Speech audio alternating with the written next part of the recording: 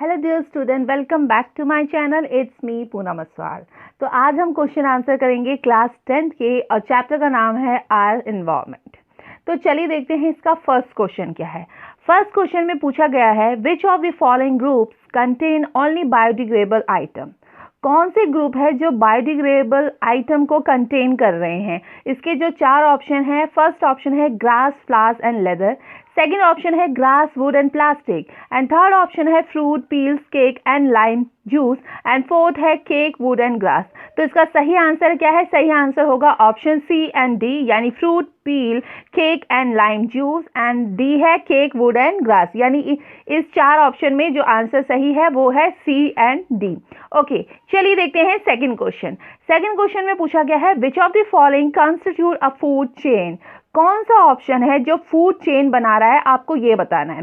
First है grass, wheat, mango, B है grass, goat and human being, C है goat, cow and elephant, या D है grass, fish and goat. तो कौन सा फूड चेन बना रहा है? वो बना रहा है grass, goat and human being. क्यों? क्योंकि जो घास होती है उसको गोट, बकरी खाती है, और बकरी को कौन? Human being. तो ये फूड चेन बन रहा है। तो इसका सही आंसर क्या हो गया? सही आंसर है option B. Okay, third question में पूछा गया है which of the followings are environment friendly practices. इनमें से कौन सी प्रैक्टिसेस है जो एनवायरमेंट फ्रेंडली है, आपको ये बतानी है। First, carrying cloth bag to put purchase in while shopping, second, switching off unnecessary lights and fans, third, walking to school instead of getting your mother to drop you on her scooter, या D all of the above. इसमें जो friendly है, environment friendly है practices, वो कौन सी है?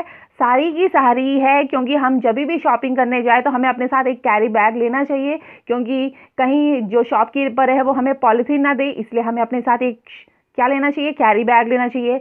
जितनी भी अननेसेसरी अगर लाइट जल रही है तो उसको हमें स्विच ऑफ कर देना चाहिए। स्कूल अगर हम जा रहे हैं तो उसके लिए हमें वॉकिंग करनी चाहिए, इंस्टेड किसके? जो मदर के स्कूटर से पेट्रोल की इतनी खपत नहीं करनी चाहिए। तो ये सारे के सारे ऑप्शन सही है, तो इसलिए इसका सही आंसर क्या हो गया?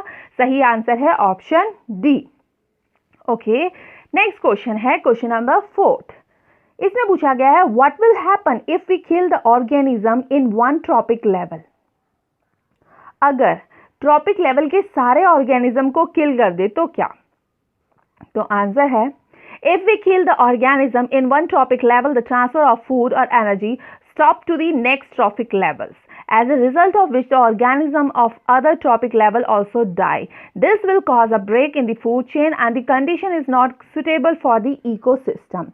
अगर हम एक ट्रॉपिक लेवल के ऑर्गेनिज्म को किल कर देंगे, मार देंगे, तो जो नेक्स्ट ट्रॉपिक लेवल होगा ना तो उसके पास एनर्जी पहुंच पाएगी और ना ही फूड पहुंच पाएगा, जिसकी वजह से क्या होगा? जो नेक्स्ट ट्रॉपिक लेवल है उसके पास ना तो एनर्जी है ना तो फूड है, तो उसकी क्या हो जाएगी? उसकी डेथ हो जाएगी। इसकी वजह से फूड चेन डिस्टर्ब हो जाएगी, और जब फूड चेन डिस्टर्ब हो जाएगी तो ये हमारे डायरेक्टली इम्पैक्ट हमारे इकोसिस्टम पर ही पड़ेगा, इसीलिए वो ऑर्गेनिज्म को क्या करेगा? किल करेगा। ओके, नाउ क्वेश्चन नंबर 5 में पूछा गया है will the impact of removing all the organism in a trophic level be different from trophic level. Can the organism of any trophic level be removed without causing any damage to the ecosystem। Question का ये मतलब है कि यहाँ पर ना दो question पूछे जा रहे हैं। सबसे पहला क्वेश्चन है, जो सबसे पहला पार्ट में जो क्वेश्चन पूछा जा रहा है, ये पूछा जा रहा है कि अगर ए मतलब A for Apple, A tropic level के सभी ऑर्गेनिज्म को रिमूव कर देंगे तो इसका इम्पैक्ट क्या पड़ेगा हमारे पूरे ट्रॉपिक लेवल में।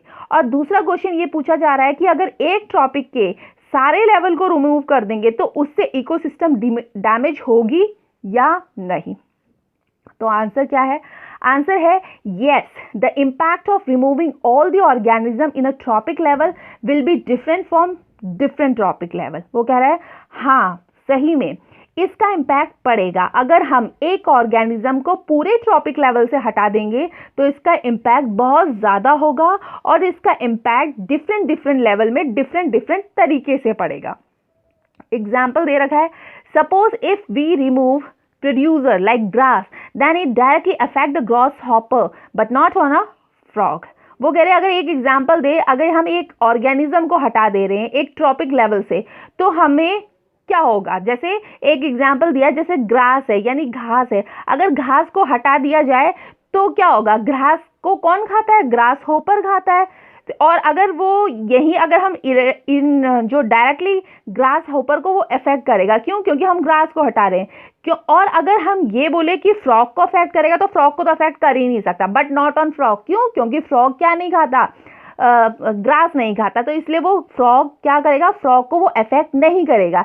इसका मतलब अगर हम एक टॉपिक के ऑर्गेनिज्म को हटाएंगे तो इसका इम्पैक्ट डिफरेंट डिफरेंट ऑर्गेनिज्म के भी डिफरेंट डिफरेंट तरीके से पड़ेगा, क्योंकि अगर हम घास हटा रहे हैं तो उसका इफेक्ट किसको पड़ रहा है, ग्रास होपर को पड़ रहा है। ओके, दूसरा है no it is not possible to remove any organism of any trophic level without causing damage to the ecosystem. नहीं, ये पॉसिबल नहीं है, कोई नहीं ऑर्गेनिज्म को ट्रॉपिक लेवल से डिलीट करके उसे इकोसिस्टम में कोई भी इफेक्ट नहीं पड़ेगा। तो ये थे दोनों क्वेश्चन के आंसर जो कि क्वेश्चन नंबर 5 में पूछा गया है। ओके, नाउ क्वेश्चन नंबर है 6 में पूछा गया what is biological magnification, will the level of this magnification be different at different levels of the ecosystem। Biological magnification क्या है, पहले तो हमें उसको मतलब बताना है कि वो क्या है। क्या ये जो बायोलॉजिकल मैग्निफिकेशन का अमाउंट है, क्या ये डिफरेंट डिफरेंट लेवल में डिफरेंट डिफरेंट होता है, आपको ये बताना है। तो आंसर क्या है, तो आंसर ये है कि जैसे कि the accumulation of harmful chemical in the body of living organism and different trophic level in a food chain is called biological magnification। पहले तो बायोलॉजिकल मैग्निफिकेशन किसे कहते हैं, वो कहते हैं बायोलॉजिकल मैग्निफिकेशन एक ऐसी प्रोसेस होती है जिसमें फूड चेन के अंदर लिविंग ऑर्गेनिज्म में डिफरेंट डिफरेंट लेवल में हार्मफुल केमिकल इकट्ठा होने लगते हैं और इस प्रोसेस को हम क्या कहते हैं, बायोलॉजिकल मैग्निफिकेशन कहते हैं। अब इसका आगे का क्या है, yes the concentration of the harmful chemical substance is maximum at the last trophic level यानी टॉप कार्निवोरस। इसका डायग्राम भी है, वो है ये। तो वो क्या कह रहा है कि जैसे जैसे हम ट्रॉपिक लेवल के ऊपर की तरफ मूव करेंगे तब हार्मफुल केमिकल सब्सटेंस का जो कॉन्सेंट्रेशन है इसके अमाउंट में क्या हो जाता है, क्या हो जाता है, इंक्रीमेंट होता है। अगर हम देखेंगे स्टूडेंट तो प्रोड्यूसर के पास सबसे हार्मफुल केमिकल होंगे, उसके बाद प्राइमरी कंज्यूमर आ जाएंगे और उसके बाद सेकेंडरी कंज्यूमर आ जाएंगे और इसी तरीके से टॉप में क्या होगा, टॉप कंज्यूमर जिनके पास सबसे ज़्यादा हार्मफुल सब्सटेंस होंगे। तो ये देखिए आप डायग्राम में देख रहे होंगे कि इसमें क्या है, सबसे ऊपर क्या आ रहा है, टॉप कार्निवोरस आ रहा है यानी टॉप कंज्यूमर आ रहे हैं। सेकेंड में क्या था, सेकेंड में था सेकेंडरी और उससे नीचे क्या था, प्राइमरी कंज्यूमर। ओके, तो ये था क्वेश्चन नंबर 6 जो कि डिफरेंट डिफरेंट लेवल के इकोसिस्टम है। ओके, नाउ अब है क्वेश्चन 7 में पूछा गया what are the problems caused by the non biodegradable waste that we generate. Non biodegradable wastage को जनरेट करते हैं वो हमारे जो नए कौन कौन सी प्रॉब्लम को क्रिएट करता है हमारे लिए, आपको वो बताना है। तो आंसर है following problem cause by the non biodegradable waste are. जो बहुत सारी प्रॉब्लम्स है नॉन बायोडिग्रेडेबल के उसके, तो जो जब जनरेट करते हैं वो क्या है, फर्स्ट है they are not decompose easily, this cause air pollution and soil pollution. ये डिकम्पोजन नहीं होते हैं, इनकी वजह से क्या होता है, इनकी वजह से सॉइल पॉल्यूशन क्रिएट होता है और सॉइल पॉल्यूशन अगर क्रिएट होगा तो क्या होगा, एयर पॉल्यूशन भी क्रिएट होगा। सेकंड है रिस्पॉन्सिबल फॉर बायोलॉजिकल मैग्निफिकेशन। जो भी नॉन बायोडिग्रेडेबल सब्सटेंस होते हैं इन्हीं की वजह से बायोलॉजिकल मैग्निफिकेशन भी होता है। थर्ड क्या है, directly affect the fertility of soil, क्योंकि यहाँ पर क्या हुआ था, फर्स्ट पॉइंट में हुआ था कि सॉइल पॉल्यूशन हो रहा था, अगर डिकम्पोजर नहीं होते तो क्या होते, सॉइल पॉल्यूशन हो रहा था। सॉइल पॉल्यूशन की वजह से जो फर्टाइल लैंड होती है, मतलब जो उपजाऊ भूमि होती है उसकी फर्टिलिटी भी क्या हो जाती है, फर्टिलिटी पे भी बहुत ज़्यादा इफेक्ट पड़ता है। फोर्थ क्या है, directly and indirectly damaging the ecosystem. Directly कहा जाए या इनडायरेक्टली कहा जाए, उससे जो डैमेज हो रहा है वो डैमेज क्या हो रहा है, हमारा इकोसिस्टम डैमेज हो रहा है। तो ये तो क्वेश्चन नंबर 7। अब है क्वेश्चन नंबर 8 में पूछा गया है if all the wastage we generate is biodegradable have no impact on the environment. सारे के सारे वेस्ट को बायोडिग्रेडेबल सब्सटेंस से जनरेट करेंगे तो इसकी वजह से हमारी इन्वायरमेंट में फर्क पड़ेगा, ये बताना है। आंसर है yes. As we know that excess of anything is harmful, so the decomposition of all the biodegradable substances create huge amount of CO2 gas, which is responsible for global warming.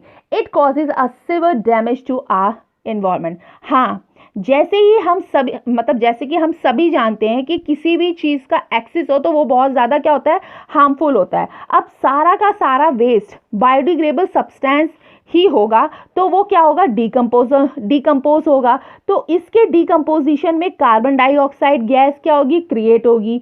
जब carbon dioxide create होगी तो ये global warming के लिए response होती है. और अगर ग्लोबल वार्मिंग होगी तो इसकी वजह से ओजोन लेयर डिक्लीशन हो जाएगा. और अगर सारा का सारा वेस्ट अगर बायोडिग्रेडेबल सब्सटेंस हो जाएगा तो ये हमारी इन्वायरमेंट को अफेक्ट करेगा ही करेगा, इम्पैक्ट यानी पड़ेगा.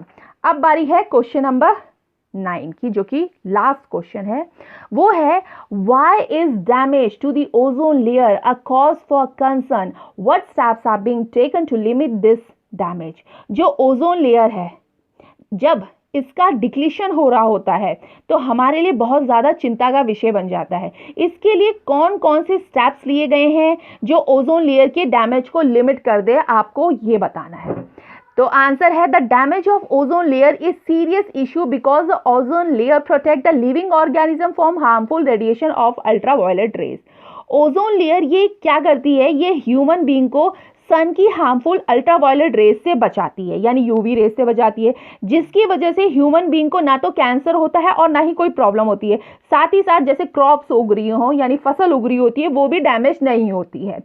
Following steps are taken to limit the damage are as follow. जो स्टेप्स हैं जो लिए गए हैं कि वो डैमेज ना करे, जो लिमिटेड स्टेप्स है वो क्या है, वो है फर्स्ट है decrement in the use of CFCs which are use in refrigerator and fire extinguisher. यानी डिक्रीमेंट, कम से कम हम क्लोरोफ्लोरो का यूज करें जिसकी वजह से ओजोन लेयर को डिक्लीट नहीं होने देता. सेकेंड है in 1987 the United Nation Environment Programme UNEP signed an agreement with 195 countries to stop or minimize the use of CFS. मतलब 1987 में UNEP ने एक एग्रीमेंट साइन किया था, जिस एग्रीमेंट में सारी कंट्री, कितनी कंट्रीज, 195 कंट्रीज ने ये बोला कि हम कम से कम क्लोरोफ्लोरोकार्बन गैसेस का यूज करेंगे और ओजोन लेयर के डिक्लेशन को हम रोकेंगे. अगर ये रोकेगा नहीं तो वो हमारे ही मतलब ह्यूमन बीइंग्स हो या जितने भी प्लांट्स एनिमल्स हो इन सब के लिए भी बहुत ज़्यादा खतरनाक होगा. तो ये थे क्वेश्चन आंसर आर एनवायरनमेंट के. तो आई होप आपको ये पसंद आए होंगे. तो प्लीज़ स्टूडेंट, अगर आपको ये पसंद आए हो तो आप इसको लाइक करिए, अपने क्लासमेट्स के बच्चों को सेंड करिए, शेयर करिए. और अगर आप चैनल पे न्यू हो तो चैनल को सब्सक्राइब भी करिए. और अगर आपको मेरी बाकी की सीरीज़ देखनी है इसी क्लास 10th की तो आप मेरी प्लेलिस्ट में जाके देख सकते हैं, जो क्लास साइंस की भी है और इंग्लिश की भी है और सोशल की भी है. Thank you.